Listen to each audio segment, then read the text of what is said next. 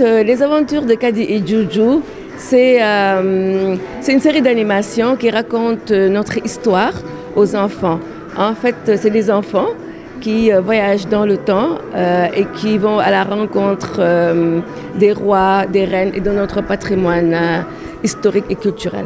L'objectif est de faire en sorte que nos enfants apprennent leur histoire. Parce que nous savons tous qu'à travers un médium aussi puissant qu'est l'animation, les enfants ont l'habitude de consommer des produits ou bien des histoires qui nous viennent d'ailleurs. Et l'objectif, c'est que à travers les aventures de Kadi et Juju, que les enfants puissent découvrir leur histoire. Et surtout, les enfants doivent comprendre qu'ils doivent être fiers de leur histoire. Parce que nous, on vient, l'Afrique en général, a une grande histoire et une très belle civilisation. Justement, vous avez... Oui, en fait, on a présenté l'épisode L'Empire du Ghana. C'est un épisode qui montre aux enfants un peu comment était l'Empire et comment ils vivaient. Et ensuite comprendre qu'en ces temps-là, l'Afrique était souveraine et développée. C'était pas comme eux, on peut penser que l'Afrique, en ces temps-là, les gens étaient pauvres ou bien il n'y avait rien. Non. Donc cet épisode-là leur montre un peu l'environnement et comment vivaient les Africains en ces temps-là. On a présenté 2 épisodes.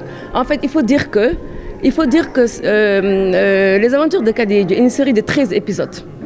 Donc aujourd'hui, on a présenté l'Empire du Ghana, la perte du Wallo, on a Mabadjaroba, on a Sundiata, on a le Damel du Cayor, on a aussi beaucoup de rois et de reines d'Afrique. Donc moi, je pense que sur le plan pédagogique, il faut utiliser les moyens modernes pour transmettre des connaissances aux enfants. Parce qu'en fait, aujourd'hui, c'est ce qui se passe. Si vous voyez les productions de l'Occident, les productions arabes, eux, c'est comme ça qu'ils font pour transmettre des informations. Et pourquoi pas nous? Par exemple, aujourd'hui, on dit que c'est des problèmes de moyens. Moi, je pense que si on veut, on peut. Il faudrait qu'il y ait une volonté pour qu'on puisse y arriver. Voilà, alors, c'est des épisodes de 15 minutes en animation. Très très cher. Parce que vous savez, comme j'ai expliqué tout à l'heure dans la petite vidéo de présentation, l'animation au niveau international se calcule à la seconde.